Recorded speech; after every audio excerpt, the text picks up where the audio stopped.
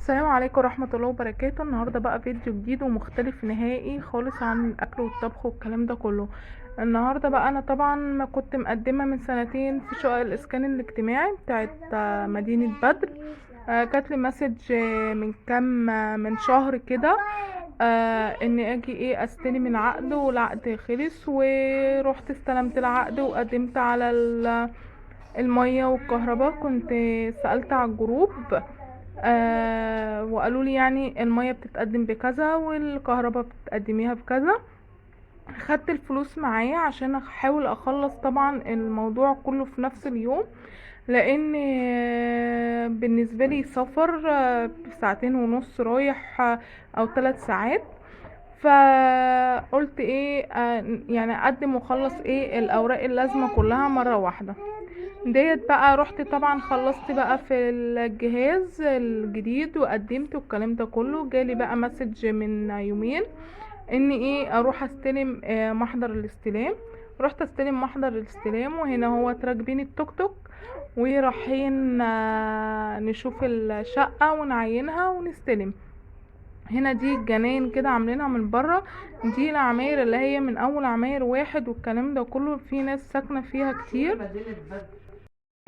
هنا هنا بقى العمارات اللي هي دي عمارات التمنميات، او بالطريقة ديت بتبقى حوالي 4 عماير او 8 عماير، واخدين مربع كده، وبيبقوا حاطين طبعا مسفلتين بقى الارض، وزي ما انتوا شايفين كده عاملين البلاط بالطريقة دي. الحتت دي الفاضية دي هتتعمل جناين، بس لسه بيعملوها. دلوقتي انا ماشيه رايحه على العماره بتاعتي، او العماره اللي انا ساكنه فيها. واهي العماره.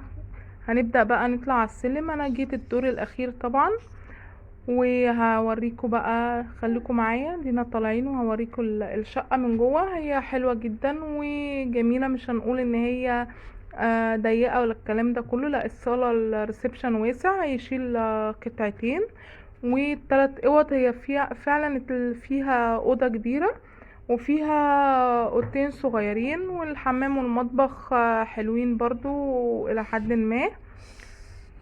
وهو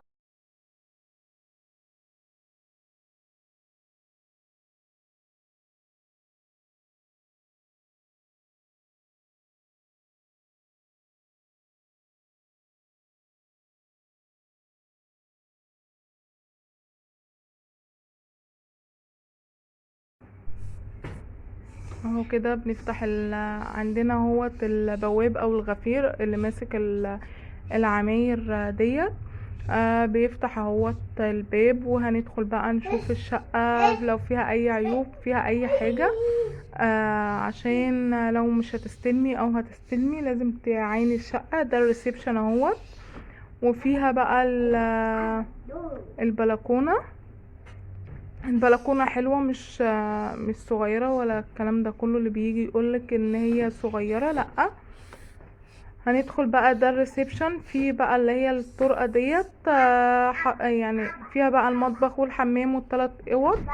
دوت المطبخ بيبقوا حاطين اهوت فيها الحوض وكل حاجة، والسيراميك جميل جدا بتاع المطبخ والحمام.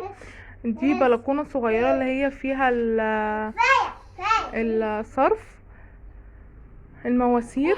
ودي الحمام اهوت. طبعا الحاجات دي كلها مع نكنسها ونوضبها هتتشال الحاجات دي كلها، بس هي حلوة مش وحشة. وادي اوضة من الثلاث اوض، فيها شباك واحد بيطل على الشارع اهوت.